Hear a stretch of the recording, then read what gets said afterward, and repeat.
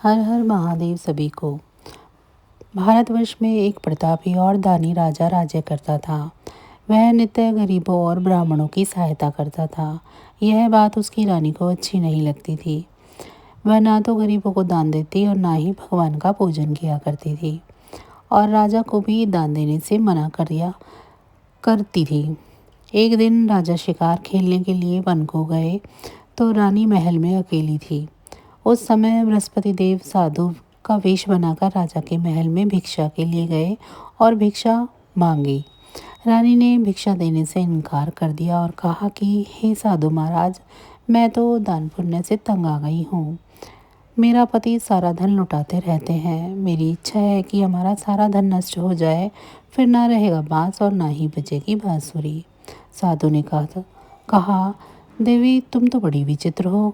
धन संतान तो सभी चाहते हैं, पुत्र और लक्ष्मी तो पापी के घर भी होनी चाहिए।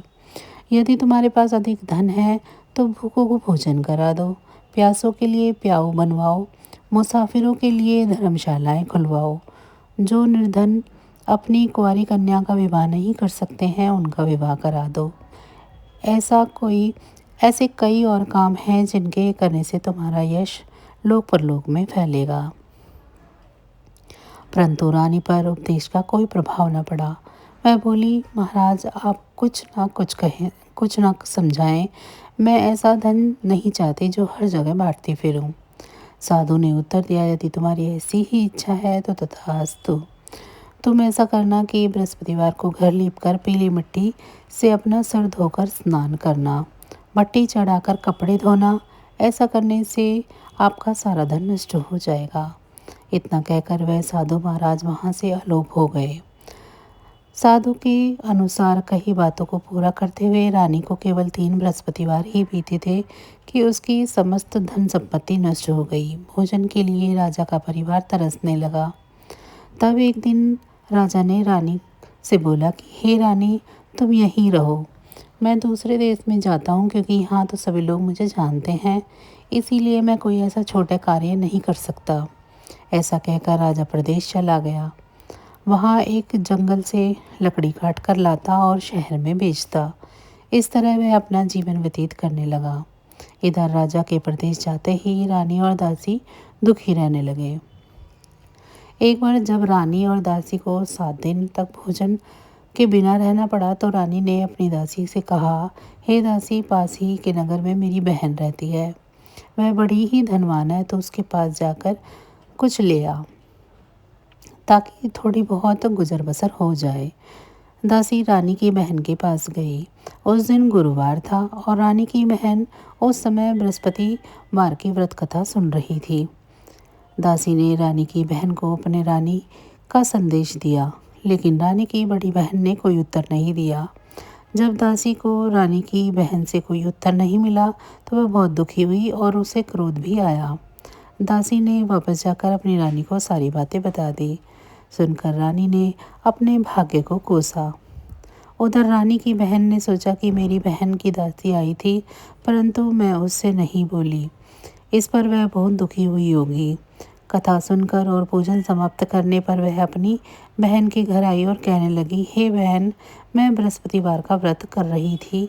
तुम्हारी दासी मेरे घर आई थी, परंतु जब तक कथा होती है तब तक ना तो उठते हैं और ना ही बोलते हैं, इसीलिए मैं नहीं बोली। कहो दासी क्यों आई थी? रानी बोली, बहन मैं तुमसे क्या छुपाऊं, हमारे घर में खाने तक को अनाज नहीं है। ऐसा कहते कहते रानी की आंखें भर आई। उसने दासी समेत पिछले 7 दिनों से भूखे रहने की भी बात अपनी बहन को विस्तार पूर्वक सुना दी। रानी की बहन बोली, देखो बहन, भगवान बृहस्पति देव सबकी मनोकामना पूर्ण करते हैं। देखो शायद तुम्हारे घर में अनाज रखा हो। पहले तो रानी को विश्वास नहीं आया, पर बहन के आग्रह करने पर उसने अपनी दासी को अंदर भेजा तो सचमुच अनाज से भरा एक घड़ा मिला। यह देखकर रानी की दासी को बड़ी हैरानगी हुई।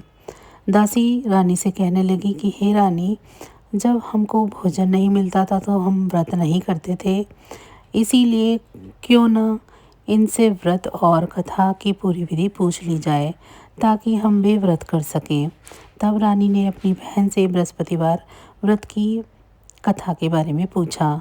तब बहन ने बताया, बृहस्पतिवार के दिन व्रत में चने की दाल और मुनक्का से भगवान विष्णु का केले की जड़ में पूजन करें तथा दीप जलाएं। व्रत कथा सुने और पीला भोजन ही करें, इससे बृहस्पति देव प्रसन्न होते हैं। व्रत और पूजन विधि बताकर रानी की बहन अपने घर लौट आई। 7 दिन के बाद जब गुरुवार आया तो रानी और दासी ने व्रत रखा। गुड़साल में जाकर चना और गुड़ लेकर आई, फिर उससे केले की जड़ तथा भगवान विष्णु का पूजन किया। अब पीला भोजन कहाँ से आए, इस बात को लेकर दोनों बहुत दुखी थे। चूँकि उन्होंने व्रत रखा था, इसीलिए बृहस्पति देव उनसे प्रसन्न थे। इसीलिए वे एक साधारण व्यक्ति का रूप धारण कर 2 थाली में सुंदर पीला भोजन दासी को दे गए। भोजन पाकर दासी प्रसन्न हुई और फिर रानी के साथ मिलकर भोजन ग्रहण किया। उसके बाद वे सभी गुरुवार को व्रत करने तथा पूजन करने लगी। बृहस्पति भगवान की कृपा से उनके पास फिर से धन संपत्ति आ गई, परंतु रानी फिर से पहले की तरह आलस्य करने लगी। तब दासी बोली, देखो रानी, तुम पहले भी इस प्रकार आलस्य किया करती थी, तभी धन रखने में कष्ट होता था। इस कारण सभी धन नष्ट हो गया, और अब जब भगवान बृहस्पति की कृपा से धन मिला है तो तुम्हें फिर से आलस्य होता है।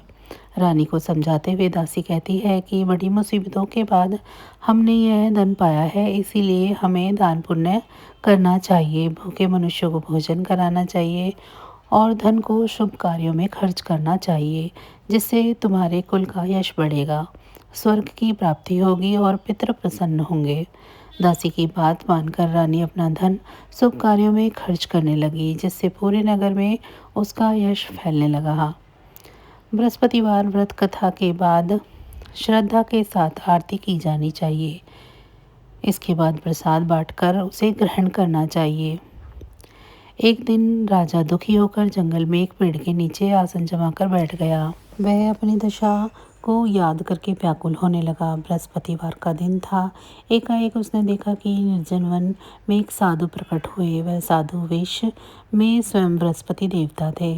लकड़हारे के सामने आकर बोले कि हे लकड़हारे, इस सुनसान जंगल में तो चिंता मग्न क्यों बैठा है। लकड़हारे ने दोनों हाथ जोड़कर प्रणाम किया और उत्तर दिया, महात्मा जी, आप सब कुछ जानते हैं, मैं क्या कहूँ। यह कहकर रोने लगा और साधु को अपनी आत्मकथा सुनाई।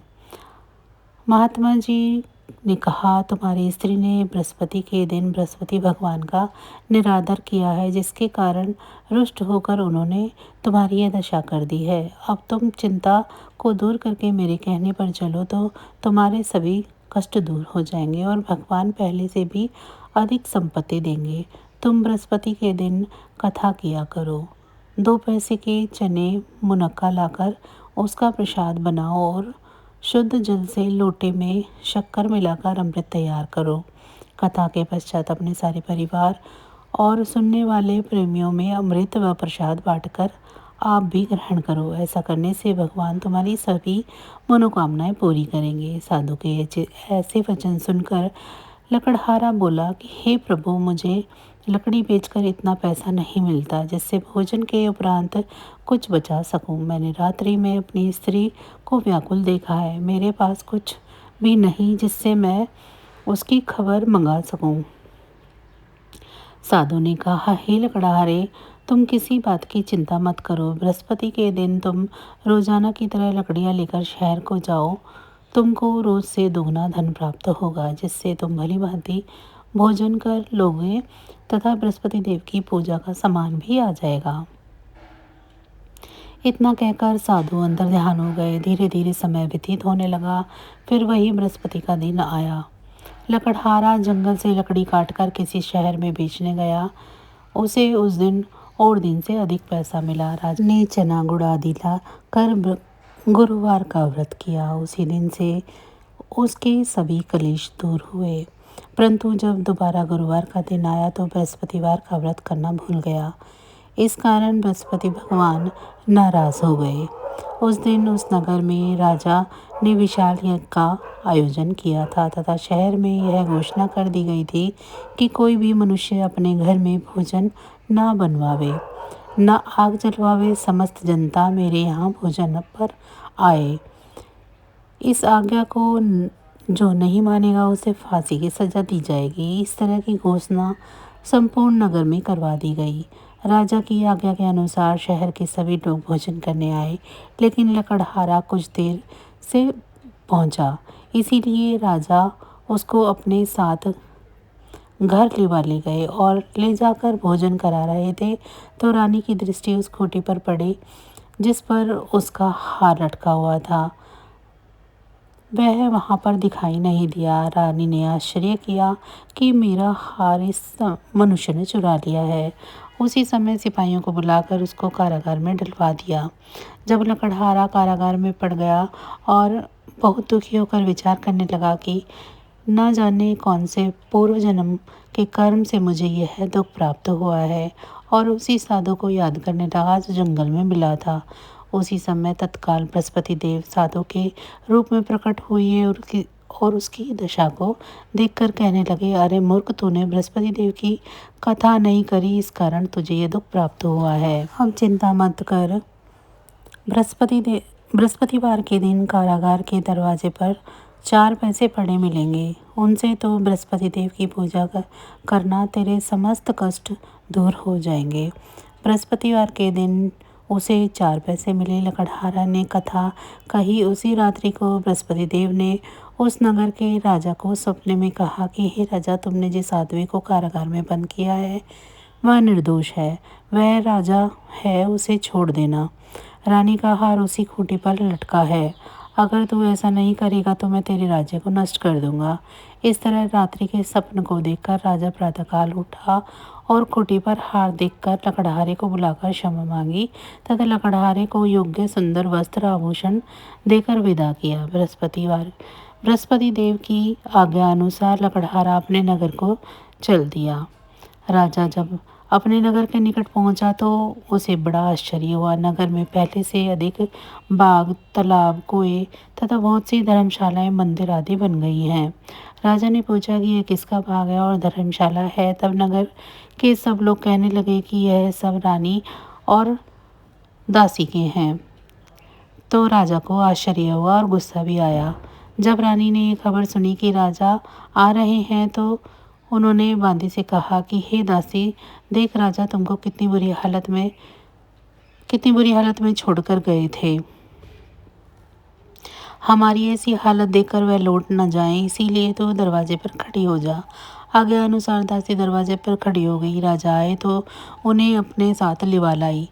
तब राजा ने क्रोध करके अपनी रानी से पूछा कि यह धन तुम्हारे को कैसे प्राप्त हुआ। तब उन्होंने कहा, हमें यह सब धन बृहस्पति देव के इस व्रत के प्रभाव से प्राप्त हुआ है। राजा ने आश्चर्य किया कि 7 रोज बाद तो सभी बृहस्पति देव का पूजन करते हैं, परंतु मैं प्रतिदिन दिन में 3 बार कहानी तथा रोज व्रत किया करूँगा। अब हर समय राजा के दुपट्टे में चने की दाल बंधी रहती तथा दिन में 3 बार कहानी कहता। एक रोज राजा ने विचार किया कि चलो अपनी बहन के यहाँ हो आवे। इस तरह निश्चय कर राजा घोड़े पर सवार हो अपनी बहन के यहाँ चलने लगा। मार्ग में उसने देखा कि कुछ आदमी एक मुर्दे को लिए जा रहे थे। उन्हें रोककर राजा ने कहा, अरे भाइयों, मेरी बृहस्पति देव की कथा सुन लो।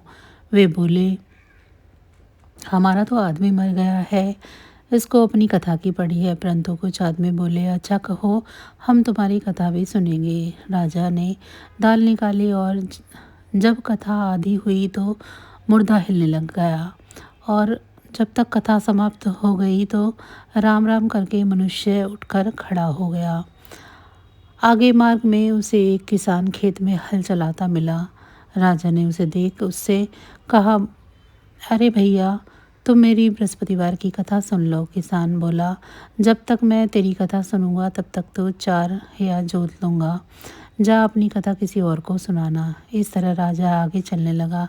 राजा के हटते ही बैल पछाड़ खाकर गिर गए तथा किसान के पेट में बड़ी जोर से दर्द होने लगा। उस समय उसकी माँ रोटी लेकर आई। उसने जब यह देखा कि अपने पुत्र से सब हाल पूछा और बेटे ने सभी हाल कह दिया। बुढ़िया दौड़ी दौड़ी उस घुड़सवार के पास आई और बोली कि मैं तेरी कथा सुनूंगी तो अपनी कथा मेरे खेत पर चलकर सुनाना। राजा ने बुढ़िया के खेत पर जाकर कथा कही, जिसके सुनते ही वह बैल उठ खड़े हुए तथा किसान के पेट का दर्द भी बंद हो गया। राजा अपनी बहन के घर पहुंचा। बहन ने भाई की खूब मेहमान नवाजी करी। दूसरे रोज प्रातःकाल राजा जगा तो वह देखने लगा कि सब लोग भोजन कर रहे हैं। राजा ने अपनी बहन से कहा, ऐसा कोई मनुष्य है जिसने भोजन नहीं किया हो, वह मेरी बृहस्पतिवार की कथा सुन ले। बहन बोली, हे भैया, यह देश ऐसा ही है। पहले यहाँ लोग भोजन करते हैं, बाद में अन्य काम करते हैं। अगर कोई पड़ोस में हो तो दिखाती हूँ। वह ऐसा कहकर देखने चली गई, परंतु उसे कोई व्यक्ति न मिला जिसने भोजन न किया हो। अतः वह एक कुम्हार के घर गई जिसका लड़का बीमार था। उसे मालूम हुआ कि उसने 3 रोज से किसी भी तरह का भोजन नहीं किया है। रानी ने अपने भाई को कथा सुनाने के लिए कुम्हार के यहाँ कहा। वह तैयार हो गया। राजा ने जाकर बृहस्पतिवार की कथा कही, जिसको सुनकर वह लड़का ठीक हो गया। अब तो राजा की प्रशंसा होने लगी। एक रोज राजा ने अपनी बहन से कहा कि हे बहन, हम अपने घर को जाएंगे, तुम भी तैयार हो जाओ। राजा की बहन ने अपनी सास ने कहा कि चली जा, परंतु अपने लड़के को मत ले जाना, क्योंकि तेरे भाई की कोई औलाद नहीं है। बहन ने अपने भैया से कहा कि हे भैया, मैं तो चलूँगी पर बालक नहीं जाएगा। राजा बोला कि जब कोई बालक नहीं चलेगा तो तुम ही क्या करोगी। वह बड़े दुखी मन से राजा अपने नगर की ओर लौट आया। राजा ने अपनी रानी से कहा, हम निर्वंशी है, हमारा मुख देखने का धर्म नहीं है और कुछ भोजन आदि नहीं किया है। रानी बोली, हे प्रभु, बृहस्पति देव ने हमें सब कुछ दिया है, परंतु औलाद नहीं दिए तो वे अवश्य ही देंगे। उसी रात को बृहस्पति देव ने राजा को स्वप्न में कहा कि राजा उठ, सभी सोच त्याग दे, तेरी रानी गर्भ से है। राजा की यह बात सुनकर बहुत खुशी हुई। 9 महीने में से उसके गर्भ से एक सुंदर पुत्र की प्राप्ति हुई। तब राजा बोला, हे रानी, स्त्री बिना भोजन के रह सकती है पर बिना कहे नहीं रह सकती। जब मेरी बहन आवे तो मुझसे कहना मत। रानी ने सुनकर हाँ कह दिया। जब राजा की बहन ने यह शुभ समाचार सुना तो वह खुशी से बधाई देने के लिए भाई के घर आई। तभी रानी ने कहा, घोड़ा चढ़कर तो नहीं आई, गधा चढ़ी आई। राजा की बहन बोली, भाभी, मैं इस प्रकार न कहती तो तुम्हें औलाद कैसे मिलती। बृहस्पति देव ऐसे ही हैं, जैसी जिसके मन में कामनाएं हैं सभी को पूर्ण करते हैं। जो सद्भावना पूर्वक बृहस्पतिवार का व्रत करता है एवं कथा को पढ़ता है, सुनता है, दूसरों को सुनाता है, बृहस्पति देव उसकी सभी मनोकामनाएं पूरी करते हैं। भगवान बृहस्पति देव उसकी सदैव रक्षा करते हैं। संसार में जो मनुष्य सद्भावना से भगवान जी का पूजन व्रत सच्चे हृदय से करते हैं तो उसकी सभी मनोकामनाएं पूर्ण होती है। जैसी सच्ची भावना से रानी और राजा ने उनकी कथा का गुणगान किया तो उनकी सभी इच्छाएं बृहस्पति देव जी ने पूर्ण की थी। इसीलिए पूर्ण कथा सुनने के बाद प्रसाद लेकर जाना चाहिए। हृदय से उनका मनन करते हुए जयकारा बोलना चाहिए। बोलो बृहस्पति देव की जय, भगवान विष्णु की जय। तो बस आज की जानकारी इतनी ही थी। फिर मिलेंगे हम आपको ऐसी ही किसी अन्य जानकारी के साथ अगली वीडियो में। तब तक अगर आपको मेरी जानकारी अच्छी लगी है तो वीडियो को लाइक करें। चैनल को अभी तक सब्सक्राइब नहीं किया है तो चैनल को सब्सक्राइब कर लें और कमेंट बॉक्स में जय श्री विष्णु ज़रूर लिखें। इसी के साथ भगवान विष्णु जी की कृपा दृष्टि आप सभी पर सदैव बनी रहे। आप सभी का बहुत बहुत धन्यवाद।